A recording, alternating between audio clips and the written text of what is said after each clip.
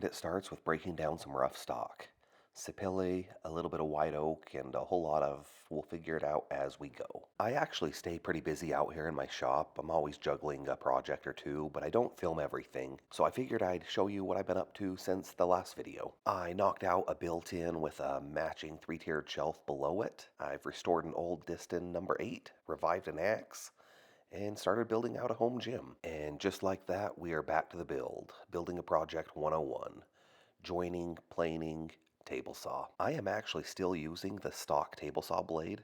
That is going to get upgraded soon, but I'm curious. What are you guys using? Drop your go-to blades for ripping and cross-cutting down in the comments. Because this panel won't fit my 15-inch planer, I'm throwing in a few dominoes. Not so much for strength, just to keep things from sliding all over the place. A few little tap-taps, a little wood glue, and this one is headed to the sidelines while I break down some more stock. That squeeze out though.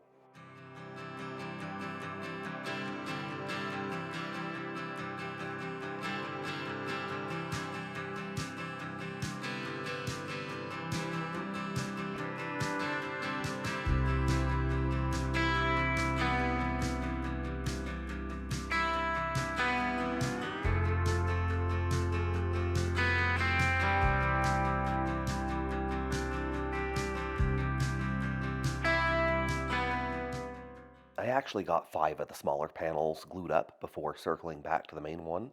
Obviously the next day, of course. After establishing a square reference edge, I moved over to the table saw. I did put some thought into these cuts. The mitered box I'm about to build will have a continuous grain wrap.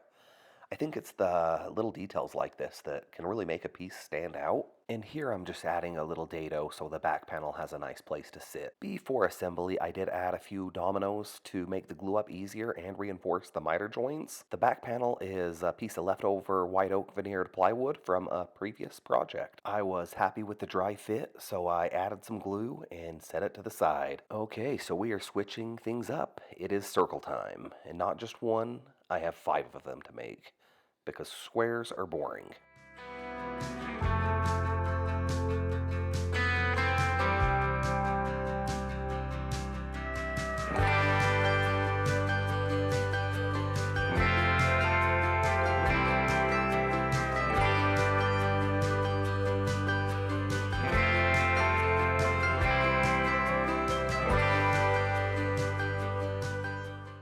Before milling some more wood for some more parts, I guess I decided some sanding was necessary. But those circles I just got done with do need some filler pieces in between them, so what better time than now to mill up some more wood?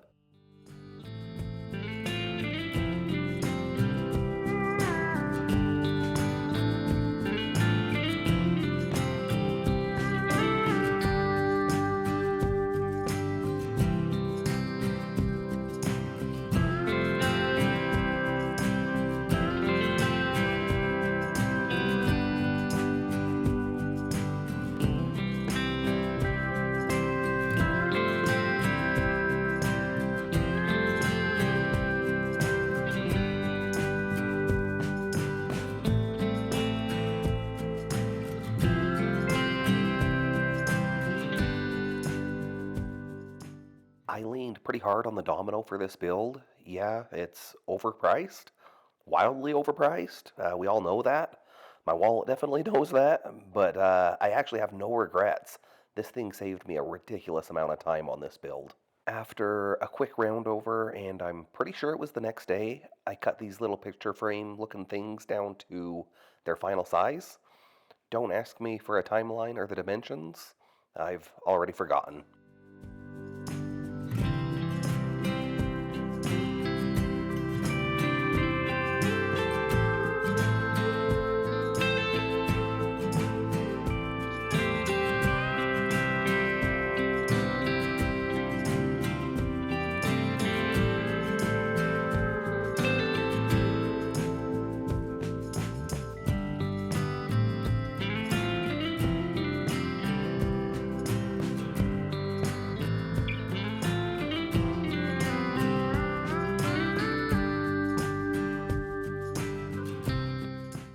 Switching to the hand tools was a nice change of pace, a little break from the noise, I guess. Then I started making these little pieces to keep books from flying off the spinning shelves. Yeah, more dominoes, but not before realizing these little end pieces need a little shape. I found a random cap in the chemical cabinet and decided, yeah, this'll work. I did the heavy lifting with the bandsaw, then cleaned everything up with the belt sander. I then rounded over all the edges, and I got plenty of reps in on this one. One last little matching round over, and I got all the end pieces glued up off camera. It is time to make a drawer.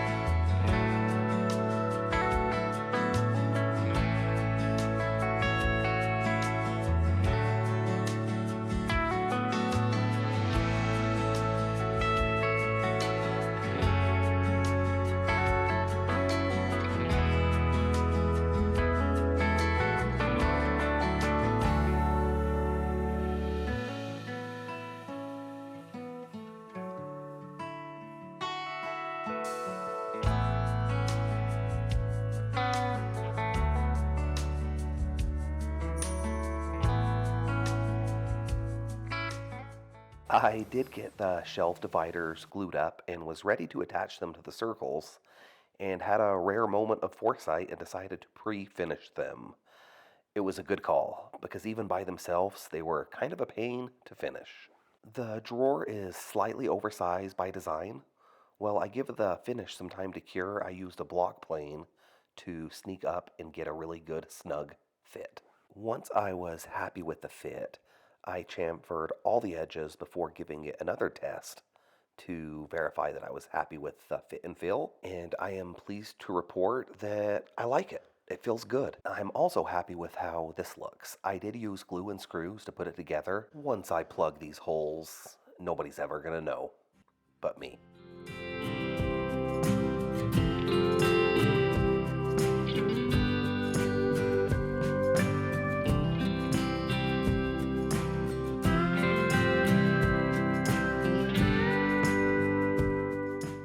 It is time to add my maker's mark to the drawer and then turn these little blocks into feet. The first thing I did was used a Forstner bit to clear out some space to hide some adjustable feet. In hindsight, I should have used my lathe and turned some pretty cool looking feet, but I didn't. I just winged it, starting with the table saw. After a V-groove, I chamfered the bottom of the feet. I then roughed in some curves with the bandsaw, which got cleaned up on the belt sander, and that is where I finished. I might be a little biased, but the feet are one of my favorite parts of this build. Winding down with this build, I cleaned up those lovely plugs, and then found center on the drawer and drilled some holes for a drawer pull. Using Rubio Monaco again, I got the remaining pieces finished up. It's just veneer, but the white oak drawer bottom looks pretty cool. I was happy with that. This part of the Lazy Susan was easy. The next part, not so much. I probably fought it more than I needed to, but I got it done. I'm pretty happy with how it turned out. And no, I do not regret not buying the $150 one on Etsy, even though it would have been cheaper.